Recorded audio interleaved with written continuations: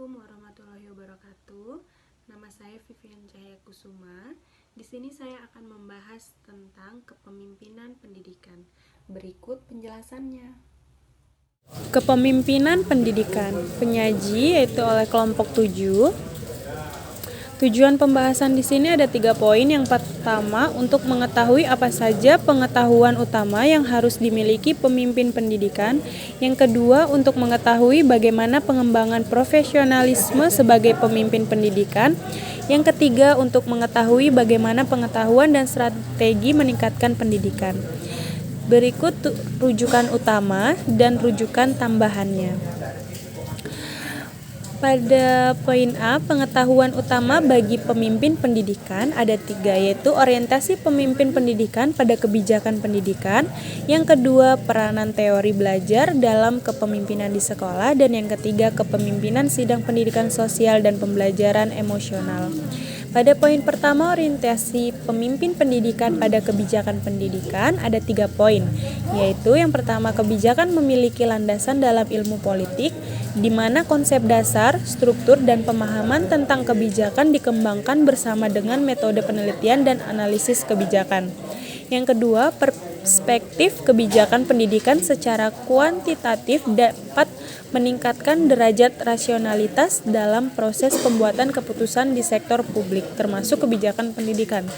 Yang ketiga, dengan memastikan pemimpin pendidikan memiliki pengetahuan ini, mereka dapat lebih memahami apa itu kebijakan pendidikan dan apa saja yang dilakukan. Tetapi dalam konteks disiplin ilmu yang lebih luas, dengan pengetahuan tentang kebijakan utama dapat digunakan untuk melihat disiplin ilmu lain untuk menunjang pengetahuan dan tugas sebagai pendidikan. Pada poin kedua, peranan teori belajar dalam kepemimpinan di sekolah. Dengan adanya reformasi dalam beberapa tahun terakhir yang telah dimulai untuk meningkatkan persekolahan dan proses pembelajaran, guru dan kepala sekolah harus selalu update serta meningkatkan pengetahuan dan keterampilan mereka ketika pemimpin sekolah membangun relevansi pembelajaran baru yang dapat dimanfaatkan untuk pembelajaran mandiri pendidik dalam mengajar dan mengembangkan keterampilan yang diperlukan untuk memenuhi kebutuhan populasi siswa yang terus meningkat. Di antara peluang yang ada untuk pembelajaran di media sosial adalah ide kolaborasi yang pada dasarnya didasarkan pada teori sosial kognitif. Kolaborasi adalah bagian integral dari gagasan masyarakat praktek dan merupakan bagian penting dalam pengembangan profesional guru. Pada poin 3, yaitu kepemimpinan bidang pendidikan sosial dan pembelajaran emosional. Hal ini perlu diketahui dan dipahami. Pemimpin pendidikan meningkatkan kesadaran pemimpin pendidikan tentang pentingnya ASEL dengan menyediakan gambaran komprehensif tentang pembelajaran akademik, sosial, dan emosional atau ASEL sebagai cara yang penting. Yang kedua, meningkatkan pengetahuan dengan mendiskusikan bukti ilmiah yang mendukung keterhubungan antara pembelajaran akademik, sosial, dan emosional. Yang ketiga, untuk meningkatkan kinerja kepemimpinan ASEL di kalangan pemimpin pendidikan dengan berbagai ide dan strategi untuk memajukan dan mendukung pengajaran keterampilan ASEL dan menilai kinerja ASEL. Yang keempat, memiliki perkembangan dan prestasi siswa dan pada usaha pendidikan secara keseluruhan. Pemimpin pendidikan harus siap untuk mendukung penilaian ASEL saat ini dan masa depan sebagai langkah kritis menanamkan aspek kerangka penilaian kinerja siswa saat ini dan masa depan.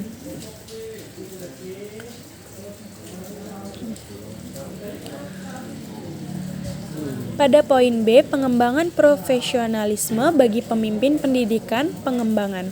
Yang pertama, pengembangan kerangka kerja kepemimpinan pendidikan mencangkup 6 komponen. Yang pertama, potensi individu. Yang kedua, konteks sosial distal yang lebih besar. Yang ketiga, konteks sosial. Yang keempat, jalur perkembangan. Yang kelima, indikator kesiapan, kemajuan. Dan yang keenam, pertumbuhan sekolah. Pada poin kedua, kepemimpinan pendidikan dalam konteks global. Mengkompilasi pendidikan kooperatif ke dalam gigitan suara sangat kontras dengan pendekatan pendidikan komparatif yang lebih dalam yang mengharuskan kita untuk lebih memahami indikator pendidikan dalam kaitannya dengan konteks. Perhatian terhadap konteks global pendidikan memiliki beberapa implikasi bagi para pemimpin sekolah. Pada poin 3, pengalaman lapangan dalam program kepemimpinan pendidikan. Ada 3 komponen utama yang menjadi inti dari komponen lapangan dalam program lanjutan dalam kepemimpinan pendidikan adalah pendamping, proyek berbasis aksi, dan pengabdian masyarakat.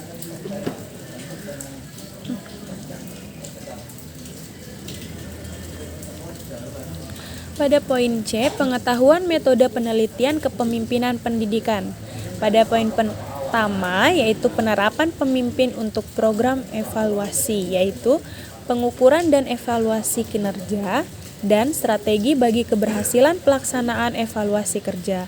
Pada poin kedua, yaitu orientasi pemimpin untuk program evaluasi. Yang A, melibatkan guru dan anggota lainnya dalam mengambil keputusan. Yang B, dalam sekolah dibangun sebagai sebuah simbiosis mutualisme. Yang C, integritas yang tinggi terhadap pekerjaan diperlihatkan dalam kontinuitas setiap pelaksanaan pekerjaan dan berkesinambungan. Yang D, komunikasi yang dibangun mengikuti pola-pola yang berkesesuaian dengan konteks dan substansinya. Yang E, komitmen yang diberikan cukup tinggi terhadap pekerjaan terlihat dari keseriusannya dalam membawa sekolah dengan model MBS.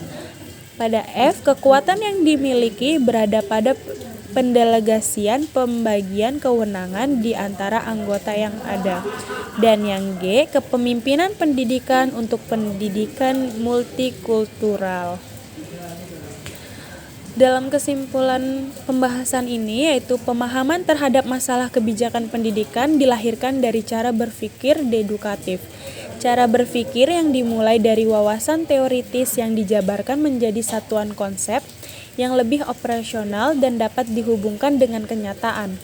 Dalam mempersiapkan pemimpin pendidikan biasanya merupakan proses mengekspos guru, konselor pendidikan jasmani, dan lain-lain. Artinya, ada kriteria yang perlu dipenuhi dalam menjadi pemimpin pendidikan. Hal yang perlu diketahui dan dipahami oleh pemimpin pendidikan untuk meningkatkan kesadaran pemimpin pendidikan tentang pentingnya ASEL. Pengembangan profesionalisme bagi pemimpin pendidikan pengembangan meliputi pengembangan kerangka kerja kepemimpinan pendidikan yang mencangkup 6 komponen. Berikut kepemimpinan pendidikan dalam konteks global dan pengalaman lapangan dalam program kepemimpinan pendidikan. Pengetahuan metode penelitian kepemimpinan pendidikan meliputi penerapan pemimpin untuk program evaluasi atau pengukuran dan evaluasi kinerja, strategi bagi keberhasilan pelaksanaan evaluasi kinerja, dan orientasi pemimpin untuk program evaluasi. Dan untuk saran yang dapat diberikan yaitu pengalaman di kalangan guru masih menjadi faktor penentu dalam memajukan peran guru dalam pengembangan profesional dan keberhasilan belajar siswa. Sebagai pemimpin sekolah harus mengakui bahwa staf pengajar mereka telah mengumpulkan segudang pengalaman yang dapat berkontribusi untuk memenuhi tujuan pembelajaran dan peningkatan sekolah secara keseluruhan. Apalagi di era Society 5.0 seperti ini, sangat dianjurkan seorang guru harus bisa mengarahkan diri sendiri dalam belajar, berkomunikasi, dan mengajar. Oleh karena itu, pemimpin harus memberikan kesempatan kepada guru untuk mengambil, merefleksikan, dan memasukkan pengalaman mereka ke dalam agenda profesional dan memberi konteks, variabilitas, dan personalisasi untuk keberhasilan belajar.